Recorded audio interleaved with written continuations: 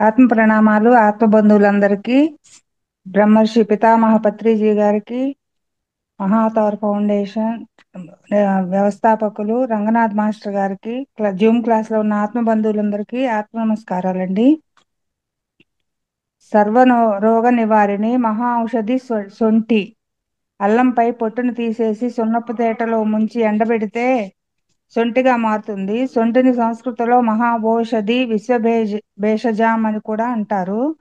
ఈ భూమి మీద అతి విలువైన అనేక రోగాలను ధ్వంసం చేయగల మహామూలికలలో ఈ సొంటి అనేది ఒకటి.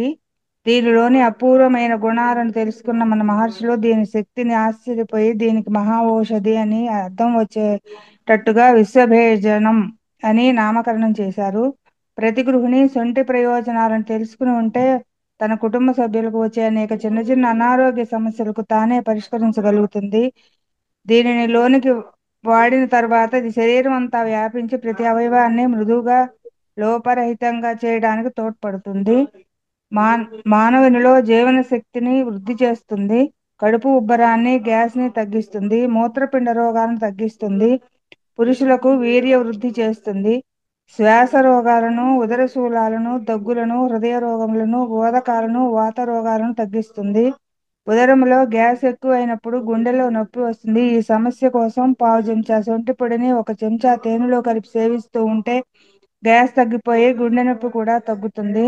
దోరగా వేయించిన సొంటి పొడిని మేకపాలతో కలిపి సేవిస్తే విష జ్వరాలు తగ్గిపోతాయి.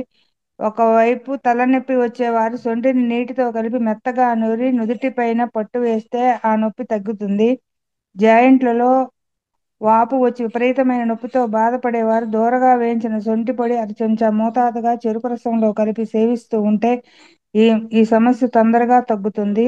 అదే విధంగా సొంటి పొడిని తిప్పతీగ సమూల రసం పావు కప్పులో కలిపి సేవిస్తూ ఉంటే దీర్ఘకాలిక ఆమవాత సమస్య తగ్గిపోతుంది. కొంతమందికి పొట్ట మందగించి ఆకలి కాకుండా ఉంటుంది. అలాంటి వారు దోరగా వేయించిన సొంటి పొడి 50 గ్రాములు, పాత బెల్లం 100 గ్రాములు కలిపి మెత్తగా దంచి నిల్వ ఉంచుకుని రోజు 2 పూట్ల 5 గ్రాముల మోతాదులో సేవిస్తూ వస్తే మందాగ్ని హరించిపోయి మంచి ఆకలి పుడుతుంది.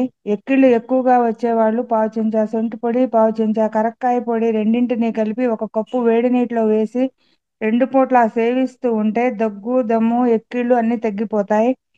రక్తక్షీణత వల్ల వచ్చే పాండు రోగాలకు సొంటిని నున్నటి రాతి మీద అరగదీసిన గంధము 10 గ్రాములు తీసుకుని దాన్ని 50 గ్రాముల ఆవు నెయ్యితో వేసి నెయ్యిని కరగబెట్టి దంచి ఆ నెయ్యిని రోజు ఆహారంలో వాడుతూ ఉంటే పాండురోగం తగ్గి రక్తము వృద్ధి చెందును.